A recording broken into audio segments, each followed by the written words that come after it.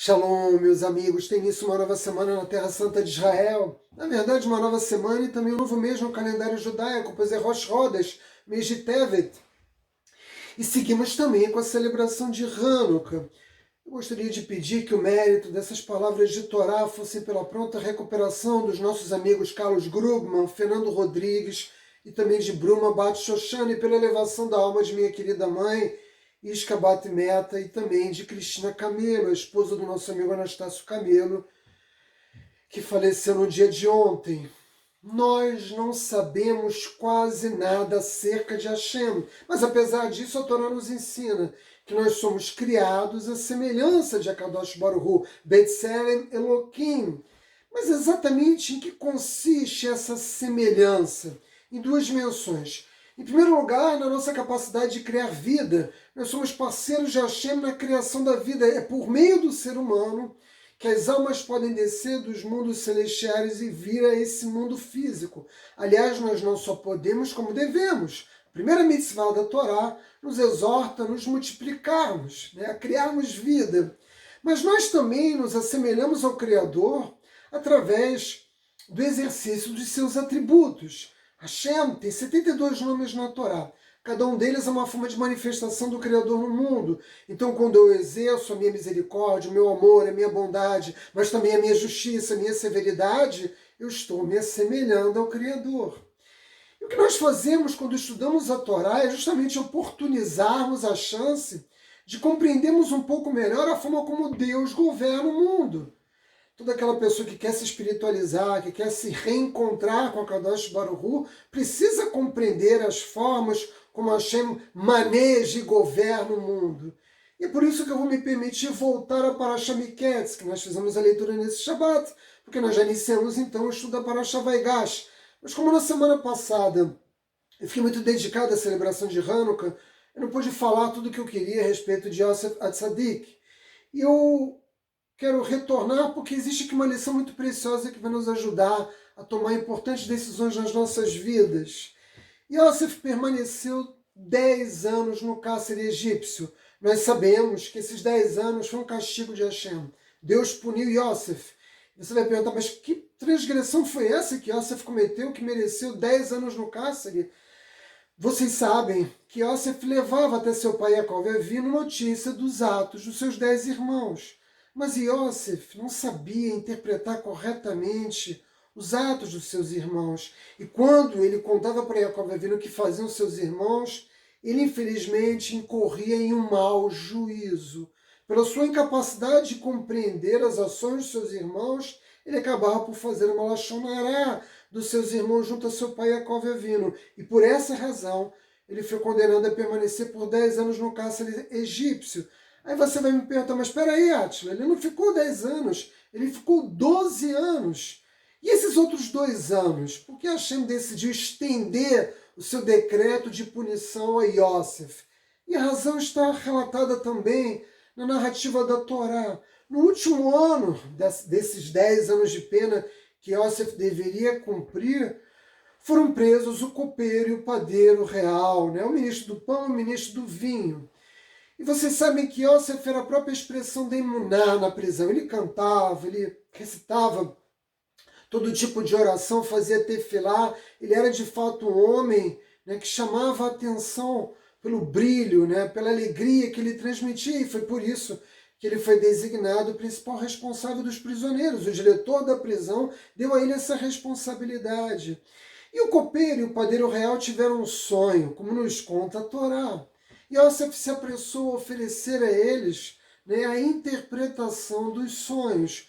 Nós sabemos que o sonho do padeiro foi interpretado por Yosef como uma condenação de morte. 3 dias depois, o padeiro de fato foi morto. Por outro lado, o copeiro real teve um sonho que Yosef interpretou como sendo um sinal de que ele retornaria às suas funções na corte real, voltaria a servir o vinho ao faraó.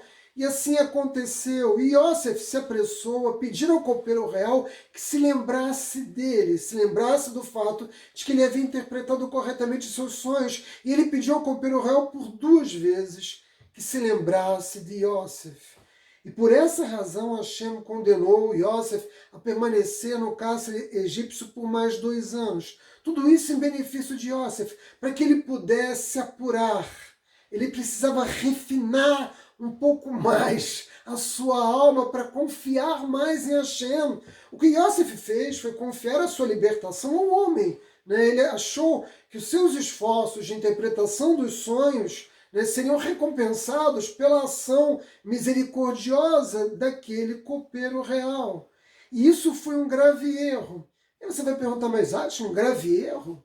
Exatamente o que Yosef fez de errado. Nós não devemos contar com o auxílio generoso do próximo, nós nunca podemos pedir a uma outra pessoa que faça algo por nós, devemos confiar plenamente em Hashem, sempre, em tudo, porque do contrário Deus nos castigaria. Exatamente qual foi o erro de Yosef.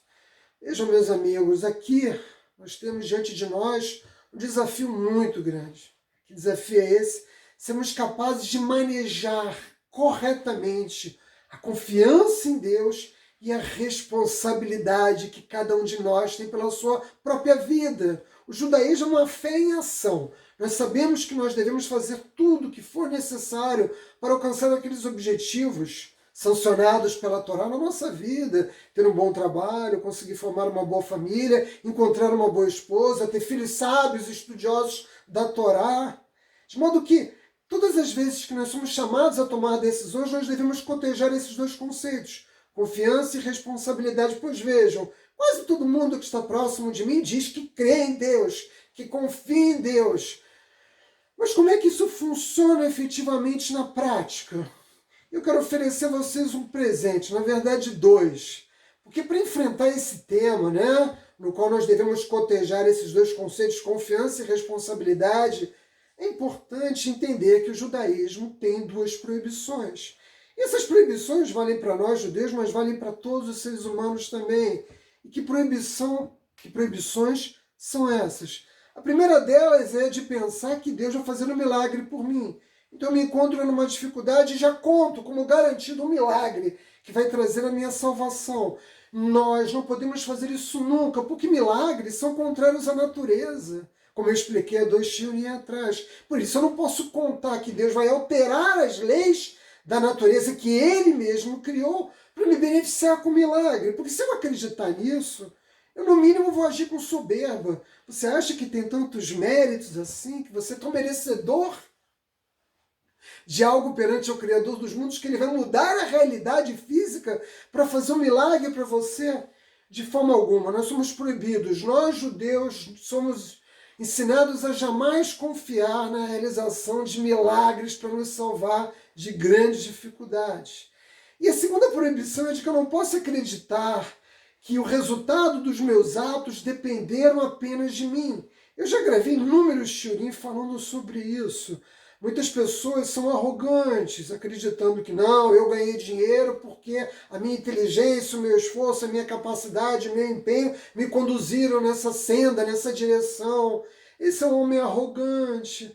Você deve fazer os seus melhores esforços, e se você tem inteligência, agradeça ao Criador. Se você é capaz e tem saúde para descarregar energia num projeto profissional ou de qualquer outra natureza, também agradeça ao Criador. Meus amigos, onde há arrogância não há presença divina. Deus se afasta completamente. O indivíduo se desconecta completamente do Criador quando ele se comporta com arrogância. Ok, Átila, eu já sei que para manejar esses 2 conceitos, confiança e responsabilidade, eu não posso contar com milagres e eu devo ser humilde, eu não posso ser arrogante. Então como é que funciona exatamente esse processo de tomada de decisão?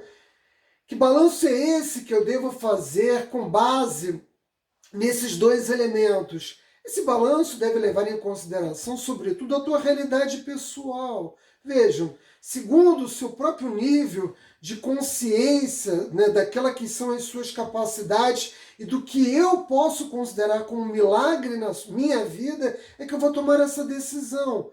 Eu sei, ainda estou um pouco confuso, eu vou explicar melhor. Vejam, Yosef era um judeu tremendamente espiritualizado. Sua relação com a Kadosh Baruch Hu já estava enormemente desenvolvida. A presença de Deus na vida dele era uma presença constante, real, né? Hashem se manifestava para Yosef de muitas formas, trazendo a ele muitas formas de salvação. E quando ele pediu ao copeiro real que o ajudasse, ele considerou o quê? Que eram os esforços dele, Yosef, não é nem tanto do copeiro, mas os esforços dele, Yosef, no sentido de pedir ajuda ao copeiro, que traria ele salvação. Para um homem com esse nível de conexão com o Criador, com esse nível de emuná, era totalmente inadequado, né? E ele corrigiu esse erro. Lembre-se, porque a Torá também nos conta que quando ele encontra o faraó, depois que ele é retirado depois de 12 anos, dão um banho nele, cortam o cabelo dele, colocam uma roupa nova, e quando finalmente ele vai ao encontro do faraó, o faraó diz: eu tenho notícia de que você tem grande habilidade de interpretar os sonhos. O que Yosef diz imediatamente ao faraó? Nada disso. É Hashem, é o Criador dos mundos que interpreta os sonhos. Eu sou apenas um mensageiro da sua mensagem. Naquele momento, Yosef demonstrou que de fato ele havia refinado a sua emuná. Ou seja, ele sabia muito bem a origem de tudo, de todas as coisas que tinham lugar na vida dele. E esse balanço pode e deve ser feito por cada um de nós o tempo todo. Na hora de considerar as decisões que nós vamos tomar, essas duas variáveis são fundamentais. E você vai dizer: Tim, ok, teoricamente eu já entendi, mas você pode me dar um exemplo para me ajudar a compreender exatamente como isso funciona? E eu vou fazer isso, oferecendo a vocês um exemplo da minha própria vida. Hoje, ontem e sempre, eu quero me dedicar completamente ao estudo da Torá. Não há nada que eu queira mais no mundo do que passar o dia inteiro estudando a Torá. Mas eu não posso fazer isso. Por quê? Porque eu tenho que pagar o aluguel, eu tenho que pagar energia elétrica, eu tenho que comprar comida, eu tenho que pagar a conta de água, o IPTU, né? Que aqui em Israel se chama Arnona. Eu tenho todas as contas para pagar, todas as despesas que qualquer um de nós tem. O que vai acontecer se eu me sentar numa yeshiva e passar o dia inteiro para estudar? O dinheiro vai cair dos céus nas minhas mãos para cobrir as minhas despesas? Vejam, olha aí, eu tenho uma decisão importante para tomar. Eu quero estudar o Torá o dia inteiro, mas eu preciso decidir se eu tenho condições de fazer isso. Então, como é que eu devo cotejar esses dois conceitos? Da seguinte maneira, meus amigos: se eu ficar sentado o dia inteiro estudando o Torá, Hashem vai fazer um milagre por mim e os recursos necessários para eu poder pagar o meu custeio, o meu sustento vão vir de Akadosh Baruch Hu? Olha, eu gostaria de poder dizer que estou no nível do Yosef e confiar completamente, ter emuná completa em Hashem, que todas as minhas necessidades Ele vai prover. Mas eu devo reconhecer que se eu ficasse o dia inteiro sentado numa yeshiva estudando Torá, que seria um grande milagre, eu ainda conseguia pagar as minhas contas. E o que a Torá me proíbe? O que eu, como judeu, estou proibido? Confiar. Eu não posso confiar que Hashem vai fazer um milagre, que Ele vai mudar a natureza para poder realizar um milagre. Então, como eu não acredito que Hashem, porque não possui os méritos para isso ainda, este nível de conexão com o Criador, como eu não posso acreditar que esse milagre vai se processar na minha vida, então o que eu devo fazer? Continuar estudando o Torá e dedicando uma boa parte do meu dia ao trabalho. É dessa forma. E, na verdade, todas as decisões importantes que nós temos para tomar na nossa vida, nós temos que nos perguntar: isso que eu peço ao Criador, isso que eu desejo é um grande milagre na minha vida? Se você considerar dessa forma, é porque você deve tomar a outra decisão. É porque você deve buscar o equilíbrio. Vejam, então, esses critérios, eles não são fixos, nem mesmo para cada um de nós, porque cada um de nós deve agir de acordo com a sua realidade espiritual, e nem mesmo, né, o tempo todo nas nossas vidas, porque nós, na medida em que nos conscientizamos espiritualmente, nos aproximamos do Criador e alcançamos um nível mais elevado de emuná, as coisas podem se modificar. E essa mensagem que eu tenho para vocês, meus amigos: sigamos com a celebração de Hanukkah, Hanukkah Sameia, e tenhamos todos uma maravilhosa semana. Shavuot Tov!